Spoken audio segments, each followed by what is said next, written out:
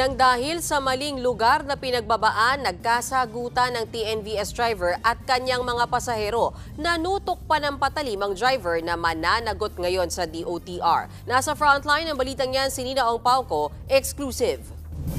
Hindi kuya, kasi nagpin po ako, hindi kaya nga po. Pinapaliwala ko sa'yo, hindi lahat ng driver alam yan.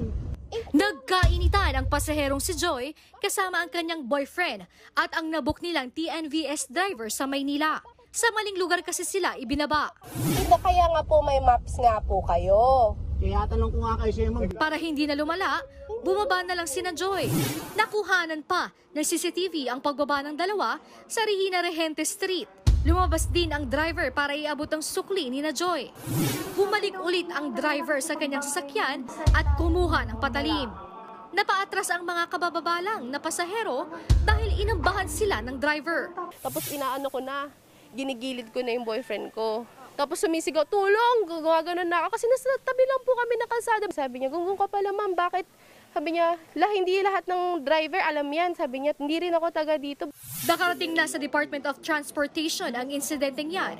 Papanagutin daw nila ang TNVS driver. Pinagpapaliwanag na rin ang pinagtatrabahuhan niyang kumpanya.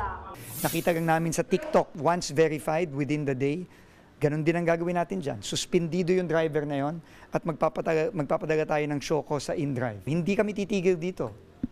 No? Kahit maubos na lahat ng mga driver dyan. Kaya kung ako sa kanila, magtinutino na sila. Sinusubukan namin hinga ng pahayag ang InDrive Transportation Company.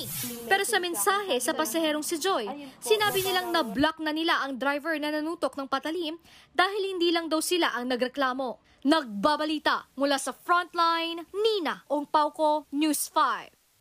Mga kapatid, Mean Los Baños po, huwag magpahuli sa mga balita at impormasyong dapat ninyong malaman. Para sa mas malawak na balitaan at diskusyon, mag-follow at mag-subscribe na sa social media pages ng News 5.